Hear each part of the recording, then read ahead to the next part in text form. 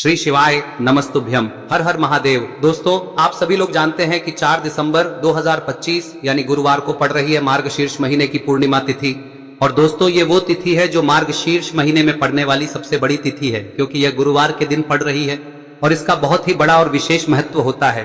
पूज्य गुरुजी ने कहा है, अगर कभी भी मौका लग जाए और मार्गशीर्ष महीने की पूर्णिमा तिथि गुरुवार को पड़ जाए तो आप लोगों को 11 चावल के दाने वाला उपाय तो अवश्य ही करना चाहिए, और इन दोनों का संयोग बहुत ही कम आता है।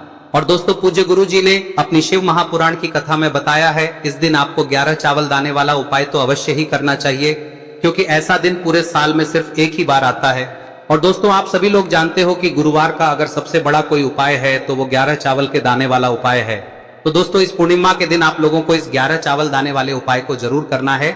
बहुत सारे लोग होंगे जिन लोगों ने इस उपाय को न किया हो, मतलब पूरा साल निकल गया और उन्होंने किसी भी दिन इस 11 चावल के दाने वाले उपाय को न किया हो। पर दोस्तों, आपके पास एक आखिरी मौका बचा हुआ है, जो कि 4 दिसंबर के दिन है। तो इस दिन आप लोगों को इस वाले उपाय को जरूर कर लेना है। भले ही आपने पूरे साल भर इस उपाय को ना किया हो, पर अगर आपने इस मार्गशीर्ष महीने में पड़ने वाली पूर्णिमा के दिन अगर इस वाले उपाय को कर लिया तो आपको इस उपाय को करने का वो फल मिलेगा जिसकी आपने कभी कल्पना भी नहीं करी होगी। इसीलिए आप लोग इस वाले उपाय को एक बार जरूर कर लेना, ताकि आप लोगों के हाथ से यह मौका ना जा सके और आपको इस उपाय को करने का फल मिल सके। दोस्तों, यह उपाय पंडित जी ने अपनी अभी की ही शिव महापुराण की कथा में बताया है, जिस उपाय को आज हम आपको बहुत अच्छे से समझाने वाले हैं। इस वीडियो को देखने के बाद इस उपाय को समझने के लिए आपको कोई और वीडियो को देखने की जरूरत नहीं पड़ेगी। तो चलिए दोस्तों, उपाय को शुरू करते हैं। देखिए, यह इस मार्गशीर्ष महीने के गुरुवार के दिन यह इतना खास होता है, इतना महत्वपूर्ण होता है। देखा गया है कभी कभी बड़े बड़े पूजा पाठ अनुष्ठान से जो मनोकामना पूर्ण नहीं होते, वो इस मार्गशीर्ष महीने के पूर्णिमा के दिन एक छोटे से उपाय करने से ही आपकी मनोकामना पूर्ण हो जाती है। और बहुत सारे लोगों ने इस उपाय को किया भी है और उनको इस उपाय को करने का फल भी जरूर मिला है। अगर आप लोग भी इस उपाय को गुरुवार पूर्णिमा के दिन करना चाहते हैं तो आप इस उपाय को पहले अच्छे से समझ लेना, सुन लेना, उसके बाद करना। आपको इस उपाय का फल जरूर मिलेगा। और इस उपाय को कर लेने से आपके घर में चाहे किसी भी प्रकार की दुख और समस्या क्यों ना चल रही हो, आपको उसका कारण भी नहीं पता है कि भाई ये समस्या किस कारण से चल रही है। उसका कुछ भी कारण हो सकता है, जैसे पितृ दोष हो सकता है या किसी भी तरह का मंगल दोष भी हो सकता है। तो इस दिन आप लोगों को यह वाला उपाय कर लेना है। यह एक ऐसा उपाय है जिस उपाय को अगर किसी विशेष दिन पर किया जाए तो भाई उस विशेष दिन का जो है वह तो हमें मिलता ही मिलता है। पर हमने उस दिन पर इस उपाय को किया है तो हमें उससे भी बड़ा फल मिलता है, और फल बहुत जल्दी मिलता है, क्योंकि आप इस उपाय को बहुत ही बड़े और विशेष दिन पर कर रहे हो। तो चलिए अब उपाय के बारे में बात करते हैं, लेकिन उससे पहले आप लोगों को यह जानना आवश्यक है कि आखिर यह उपाय किस समय करना है, किसको करना है और कैसे करना है। तो चलिए हम आगे आपको वीडियो में एक एक करके बता देते हैं। लेकिन उससे पहले अगर आप लोग हमारे चैनल पर नए हैं तो हमारे चैनल को सब्सक्राइब कर लेना और इस वीडियो को लाइक करके कमेंट बॉक्स में श्री शिवाय नमस्तुभ्यम ओम नमः शिवाय जरूर टाइप कर देना। और अपने फायदे के लिए, गरीबी दूर करने के लिए इस वीडियो को पूरा देखकर जाना, तभी आपको लाभ की प्राप्ति होगी। यदि आज आपने वीडियो को बीच बीच में से देखा, काट काट कर देखा, तो आपको जीवन में कभी सफलता हासिल भी नहीं होगी। तो दोस्तों, इस 11 चावल के दाने वाले उपाय को हमें इस पूर्णिमा के दिन कैसे करना है, किसको करना है, किस समय करना है और कहां पर करना है, ये सारे सवालों के जवाब आपको इस वीडियो में मिल जाएंगे। और जो ये वीडियो देखेगा भाई, उसको 11 चावल के दाने वाला उपाय जरूर करना चाहिए, क्योंकि इस दिन एक चावल के दाने का भी बहुत ही बड़ा और विशेष महत्व होता है। और जब बात आ जाए 11 चावल के दाने की, तो ये सोने पे सुहागा वाली बात हो जाती है और ये एक बहुत ही बड़ा उपाय हो जाता है इस गुरुवार पूर्णिमा व्रत का। तो अब दोस्तों, इस 11 चावल के दाने वाले उपाय को आखिर करना किसको है, सबसे पहले हम लोग वो बात जान लेते हैं। तो देखो, घर की जो बड़ी माताएं बहनें होती हैं, उन माताओं बहनों में से कोई भी एक बड़ी माता बहन इस वाले उपाय को कर सकती है। और दोस्तों, अगर आप चाहें तो अपने घर में से सभी सदस्यों को भी इसको करवा सकते हैं। अगर किसी व्यक्ति की खुद की कोई मनोकामना है, खुद की कोई दुख और परेशानी है जो कि वो अपने लिए ही करना चाहता है, इस वाले उपाय को तो वह खुद अपने लिए भी कर सकता है। बाकी अगर कोई घर में से ऐसा है जो कि अपने पूरे घर परिवार की सुख और शांति के लिए ये वाला उपाय करना चाहता है, तो भाई वो भी कर सकता है, उसमें भी कोई दिक्कत वाली बात नहीं है। कहने का मतलब यह है कि इस उपाय को हर के सदस्य भी कर सकता है और पूरे घर परिवार के सदस्य के लिए घर की बड़ी माताओं बहनों में से कोई एक माता बहन भी कर सकती है। माताएं बहनें अगर घर में उपस्थित ना हो या वो ये वाला उपाय ना कर पा रही हो, तो फिर घर का कोई बड़ा सदस्य भी इस 11 चावल के दाने वाले उपाय को कर सकता है, चाहे फिर वो पुरुष ही क्यों ना हो, उसमें कोई भी दिक्कत वाली बात नहीं है।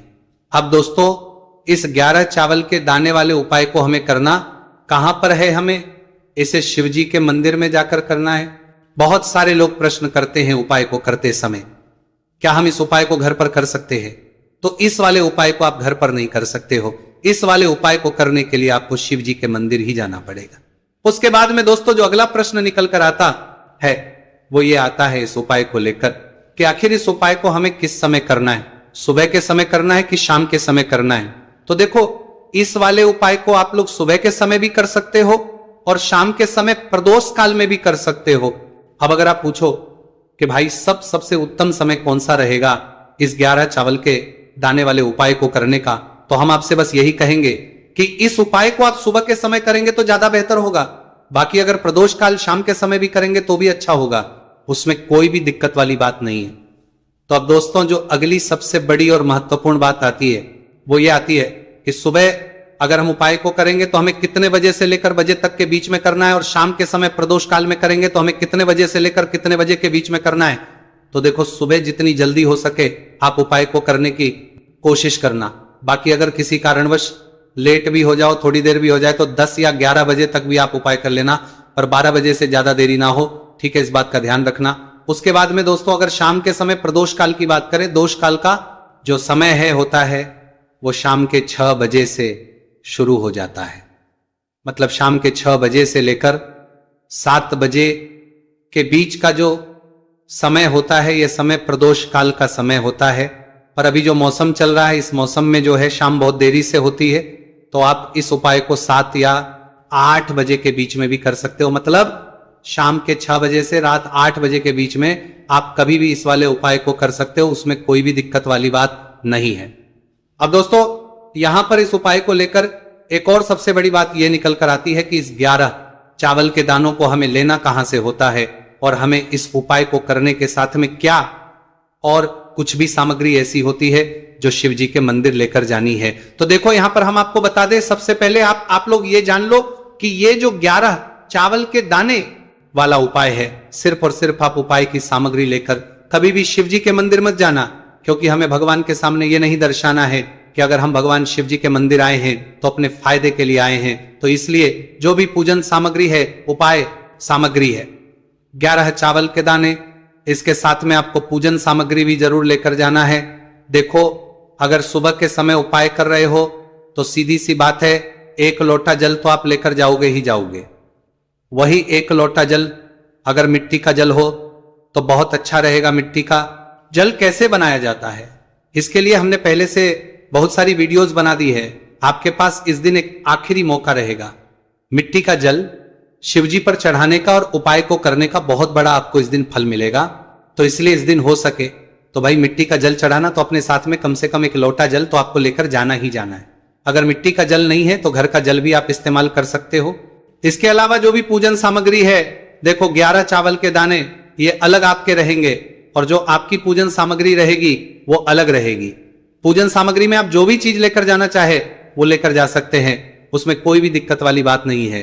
वही अगर हम बात करें शाम के समय की, तो शाम के समय शिवजी पर जल नहीं चढ़ता है, इसीलिए शाम के समय आप लोग एक दीपक तैयार कर ले जो कि गोलबत्ती का, आटे का, शुद्ध देसी गाय का घी का होगा है।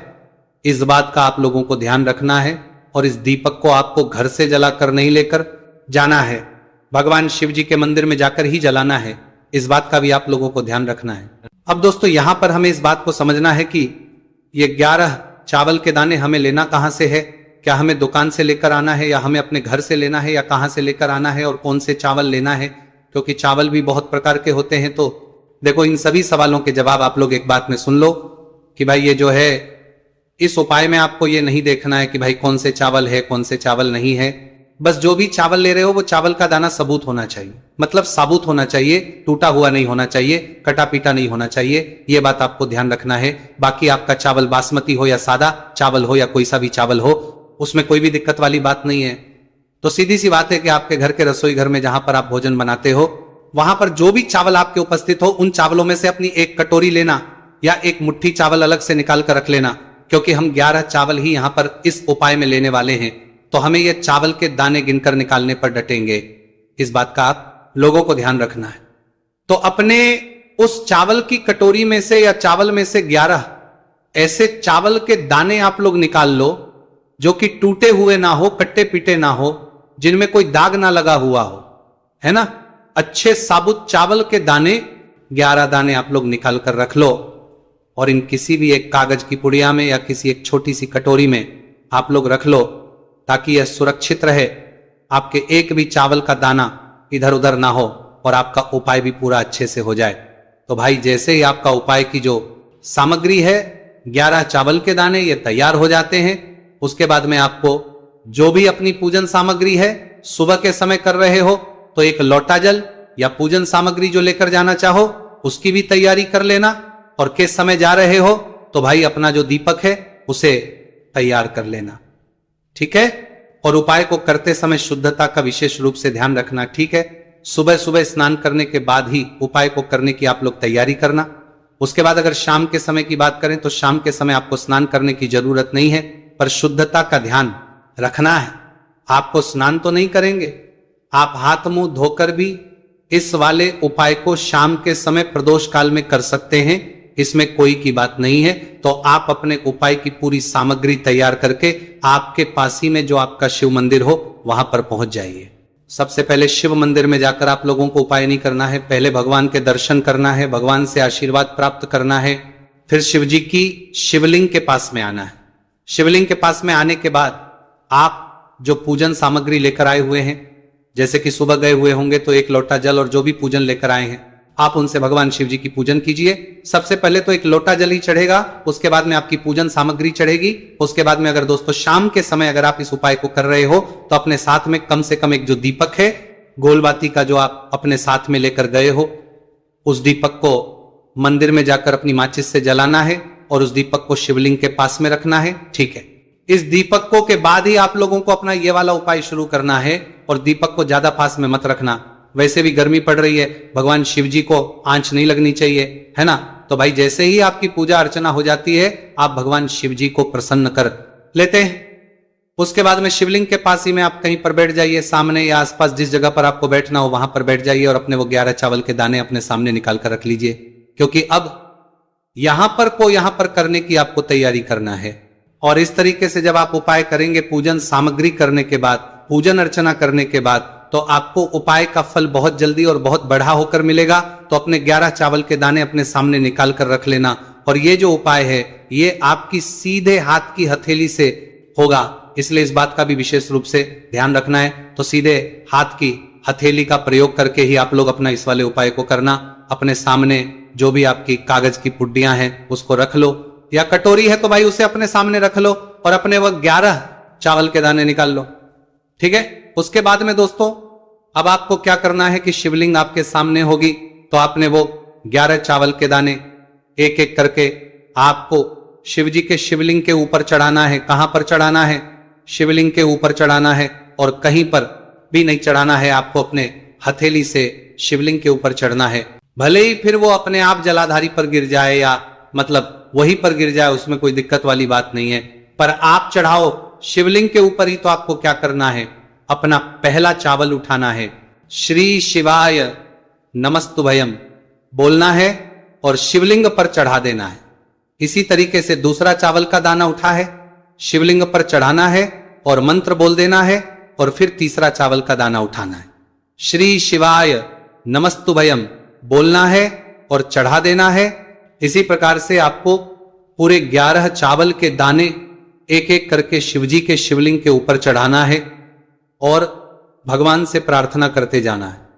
मतलब प्रार्थना तो आपको आखिरी में करना है, पर हर एक के दाने को चढ़ाते समय श्री शिवाय नमस्तु भयम जरूर बोलना है। उसके बाद ही में ये चावल का दाना शिवलिंग के ऊपर आपको चढ़ाना है। जैसे ही आपके 11 चावल के दाने शिवलिंग के ऊपर जाते हैं तो भाई उसके बाद में आपको क्या करना है, भगवान से अपनी मनोकामना बोलना है। मनोकामना भी कब बोलना है? जब आपका 11 चावल का दाना आपके सीधे हाथ की हथेली में हो और आप उसे चढ़ाने के लिए जा रहे हो, श्री शिवाय नमस्तु भयम बोलकर उस आखिरी चावल के उस शिवलिंग के ऊपर चढ़ा देना और भगवान से फिर अपनी वह मनोकामना बोल देना। जिस मनोकामना के लिए आप लोग अपना ये वाला उपाय कर रहे हो, जिस भी दुख और परेशानी के लिए आप लोग अपना ये वाला उपाय कर रहे हो, उसके बाद में जैसे ही आप अपनी मनोकामना बोल देते हो आपका ये वाला उपाय पूरा हो जाता है। पर दोस्तों उपाय को करने के बाद आप लोगों को 2 मिनट भगवान शिव जी के मंत्र का जाप जरूर करना है, और मंत्र का जाप करने के बाद भगवान एक और बार प्रार्थना करना है अपनी मनोकामना के लिए या अपनी जो भी दुख और परेशानी है उसके लिए। इसके बाद में आप लोग भगवान को देखकर भगवान से प्रार्थना करके उनसे आशीर्वाद लेकर वहां से उठ सकते हैं और अपने घर पर जा सकते हैं। बस दोस्तों, यहां पर यह वाला उपाय पूरा हो जाता है। इस तरीके से जो भी व्यक्ति छोटी छोटी चीजों का ध्यान रखते हुए इस 11 चावल के दाने वाले उपाय को करेगा, निश्चित सी बात उसे उसकी मनोकामना जल्द ही पूर्ण होगी और जो भी दुख और परेशानी है वो भी बहुत ही जल्दी दूर होंगे। और दोस्तों, अगर आपको हमारी ये वीडियो पसंद आई हो तो हमारे इस वीडियो को लाइक और चैनल को सब्सक्राइब जरूर करें। हर हर महादेव, ओम नमः शिवाय। देखिए, मार्गशीर्ष मास के दिनों में विशेषकर भगवान शिव और माता पार्वती और विष्णु भगवान का पूजन किया जाता है।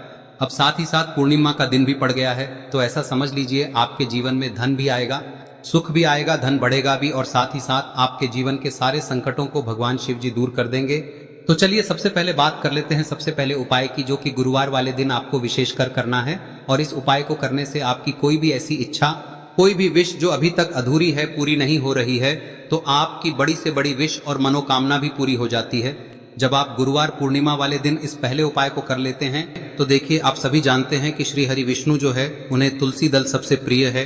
बिना तुलसी माता के श्री हरि विष्णु अधूरे हैं और बिना तुलसी पत्तों के श्री हरि विष्णु का भोग अधूरा है। अब श्री हरि विष्णु को प्रसन्न करके आप अपनी किसी भी मनोकामना को पूरा कर सकते हैं, क्योंकि श्री हरि विष्णु प्रसन्न हो गए तो आपकी कोई भी विश और इच्छा मनोकामना अधूरी नहीं रहेंगी। तो आपको तुलसी के 5 पत्ते लेने हैं। अब ये 5 तुलसी के पत्ते जो आपने लिए हैं, ये 5 तुलसी के पत्ते आपको श्री हरि विष्णु को अर्पित करने हैं। अपने घर के मंदिर में ही ठीक है, ऐसा आपको करना है। आपके घर में श्री हरि विष्णु की कोई मूर्ति है, प्रतिमा है, वहां पर यह 5 तुलसी के पत्ते आप रखें और साथ ही साथ एक देसी घी का दीपक गोल बाती का आपको लगाना है। और ओम नमो भगवते वासुदेवाय नमः इस मंत्र का आपको 11 बार जप करना है। देखो मंत्र कौन सा है, ओम नमो भगवते वासुदेवाय नमः, और फिर श्री हरि विष्णु से अपनी विश, अपनी इच्छा, अपनी मनोकामना कह देना। और फिर देखना आपकी विश और इच्छा, जो भी आपकी मनोकामना है, जो भी अपने जीवन में आपको चाहिए। अगर निर्धनता बहुत है, आप अपने घर से गरीबी को दूर करना चाहते हैं, या फिर धन आपका बढ़ता नहीं है, आप चाहते हैं कि आपका धन बढ़े, या फिर आपके घर में फिजूल खर्ची बहुत होती है, पैसा आपके पास नहीं रुकता है, आप चाहते हैं कि पैसा आपके पास रुके, या फिर घर में कोई व्यक्ति ऐसा है जो बहुत बीमार रहता है, या फिर किसी का विवाह नहीं हो पा रहा है, तो जो भी आपकी इच्छा है, जो भी आपके विश है, बस एक बार श्री हरि विष्णु से कह दें। दिन है, साथ ही 7 साल का सबसे बड़ा दिन है। यह दिन इतना उत्तम है कि जो आप श्री हरि विष्णु से मांग लेंगे, जो उनसे कह देंगे, वह आपकी विश, आपकी मनोकामना को बहुत जल्दी पूरा कर देंगे। तो यह पहला उपाय है। चलिए बात करते हैं दूसरे उपाय की। देखो, यदि आपके जीवन में आर्थिक संकट बहुत अधिक हो रहे हैं, धन की समस्या लगातार जीवन में बनी हुई है, एक एक रुपयों को प्राप्त करने के लिए आपको बहुत अधिक मेहनत कर रहे हैं, तो आज रात्रि में सोने से पहले आपको हो यह चमत्कारी दीपक का उपाय अवश्य करना है। या फिर यदि आप